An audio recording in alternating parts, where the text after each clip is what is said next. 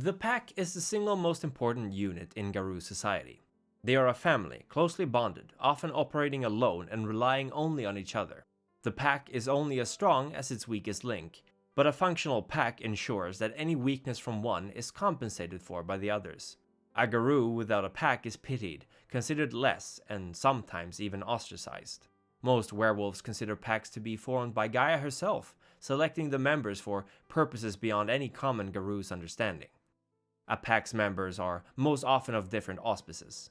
Your auspice is under which phase of the moon you were born, and it not only decides what role you should fulfill in your pack and in Garou society at large, but also some of your characteristics. Inevitably, a young Garou will be adopted by a teacher of the same auspice after their first change, taught the purpose behind their moon sign and what the sept and pack might come to expect from them. While it might chafe a Homid Garou to be labeled and boxed in by such crude measures, it is a fact that most Garou find an almost supernatural satisfaction from fulfilling the role their auspice demands of them. It is a caste system, but one much more deeply ingrained than anything found in human society, one dictated by the laws of nature itself. Your moon sign shapes how you perceive the world, how you consider a problem, and in a healthy pack, all members provide their own unique insights into a situation so that they may find the best ways to tackle any problems that come their way. The 5 signs are Ragabash, the new moon, Theurge, the crescent moon, Philodox, the half moon, Galliard, the gibbous moon, and Ahroun, the full moon. Trickster, seer, keeper of the ways, moon dancer, and warrior. The Ragabash is the questioner, the one to whom few things are sacred, and whose purpose it is to ensure that pride never gets in the way of a mission.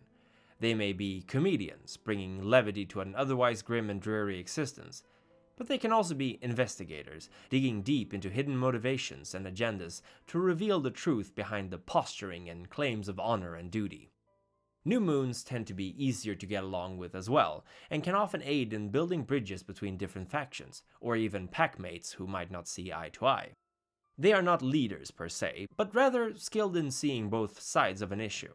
This attentiveness to detail also makes them excellent scouts and spies, and they often serve as lookouts for their pack, noting patterns in their enemies' behavior that they might exploit later. The Ragabash is an auspice of balance and care. They must ease the mood, but not overstep or throw their pack off balance. They must question the pack's leader, but never allow the pack's trust in them to falter. Odysseus is a good example of how to play a new moon, innovative, quick-witted, and wise. The Theurge are the spirit speakers, the soothsayers, the enigmas. Their role is to make peace with the spirit world, to bargain for gifts and blessings, and to safeguard their packmates as they travel through the Umbra. Their duty is to ensure that the Garou always honor the pacts they made with the spirit world, and that the totem of the pack is venerated properly. Werewolves rarely show fear. They are, after all, some of the most powerful creatures on the planet. Yet the crescent moon need imbue a fear, a respect for the spiritual world to temper this pride lest it become arrogance, and they do so by simultaneously learning about the Umbra and keeping it veiled from the other auspices. Spirits are not mundane, and should therefore never be treated as such.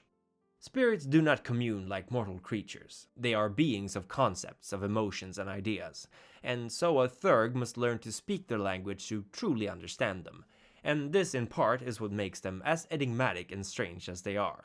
As mankind drifts further from their dualistic nature, the crescent moon struggle to instill in the Homids the importance of balance between flesh and spirit. The Philodox is balance and reconciliation. Their duty is to listen, to give advice, and to judge. A Philodox is not necessarily a pack leader, or even the head of a sept, but they could be, as they often have the qualities demanded from a fair and rightful ruler. Of course, the Garou are not always in a position to be merciful or patient, and thus sometimes it is one of the other auspices who take charge. With their perfectly balanced rage, the half-moons are trusted to make the hardest decisions. Theirs is the duty to uphold the litany, the laws of the werewolves, and to mete out judgment and punishment for those who break them. They set examples for others to follow, and often have the ungrateful duty to be a know-it-all. If they are to pass judgment, it is required of them to be wise in the matter, and many young Philodox struggle with this high bar.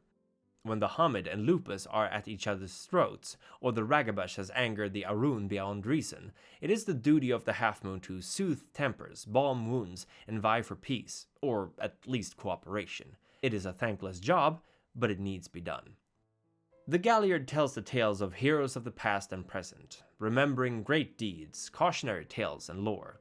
Werewolves have little use for the written word, and most of the old legends are carried on through storytelling and howls. A gibbous moon must have a great memory for details, not to mention the capacity to learn, adapt, and incorporate all manners of knowledge into their repertoire.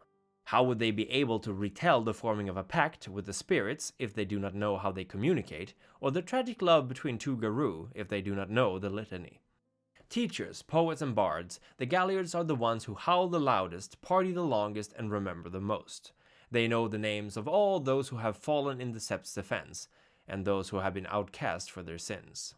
Emotions, more than specific events, are important for any gibbous moon to master. To convey sorrow, fury, or love in songs and howls is an art form, and a crucial one for the Garou. If no one can remind them of why they fight, and for whom, then the werewolves will eventually fall. The Galliard's duty is to remind their pack what is at stake, and inspire them to do better. The Ahroun are the warriors, the leaders of battle, the fiercest of the Garou. To them, hatred is the core of their being. They, more than any other auspice, represents the fury of Gaia made flesh. Unleashed upon their foes, the full moons are a terrifying sight to behold, for no other auspice is so close to mindless violence as they are. At the same time, this endless font of passion, for what else could it be described as, is a double-edged sword. No other Garou need fear their own fury quite as much as the Ahroun. When their mind is clouded and their teeth are bared, it is not always clear who, or what, is the enemy, and many Ahroun have found themselves with the blood of the innocent on their hands once the rage has subsided. Yet no other auspice can rival the full moons in their pure hatred of the Wyrm's corruption. They are always the first into the battle, the first to wet their teeth with the blood of their enemy. They brook no peace, and in these times there is precious little to bargain for. The perfect pack would be one where all 5 of these auspices are represented, to symbolize the unity of the Garou. With our 3 pups, it is not so easy. Shatterglass is a Galliard, Laika an Ahroun, and Choose on Fur a Theurge. They lack the Ragabash and the Philodox, the balance bringers, and while Choose on Fur may question the other's decisions, he is a Matus, and may find himself outvoted or even ignored. Shatterglass, in turn, may find that she cannot relate to the 2 others in her pack, Choose on Fur often too distracted by the Umbra to guide her, and Laika lacking the patience to explain the human world to the Lupus. Leadership will not always be easy, as Choose on Fur, lacking much of the passion of the other 2, might simply tag along and not serve as a counterbalance to their emotions and hastiness. Laika, finally, may find that the 2 others are far more in tune with the balance of their dualistic natures, one being a wolf and the other a Theurge, and may have trouble accepting that all cannot be handled through rage and claws. She may struggle to step sideways into the Umbra, and may quickly grow annoyed with the complexity of dealing with spirits. Of course, it need not be so. A werewolf must not let their auspice control who they are, how their thoughts are shaped. Choose on Fur may find himself fulfilling much of a Ragabash's role as well. Shatterglass might offer advice and insight from a radically different perspective, and all 3 of them share a past of isolation and loneliness, something a strong bond can be built upon. Werewolves rarely get to choose their destinies in these, the end times. They are forced into a war that has lasted for longer than any could imagine, and they are no doubt destined to one day die in battle, many even hoping for it. There is a reason that the pack is so important, because it is a family who understands what you are going through, who accepts you, and who relies on you. The Primogen Council gives its eternal gratitude to Maximilian S. Hardcastle, whose wisdom and experience helped guide our council's decisions in the long nights, and sends its best wishes to the elders Dante the Canine, What's That Smell? It's Blood, and Remy Van Roy for their loyalty and service to its cause. It would also wish to thank the Ancillei Edward Reed, Colin Gifford, and Harry Wyckoff, as well as its ardent neonates, for their continued support. And thank you for watching. The world is dying.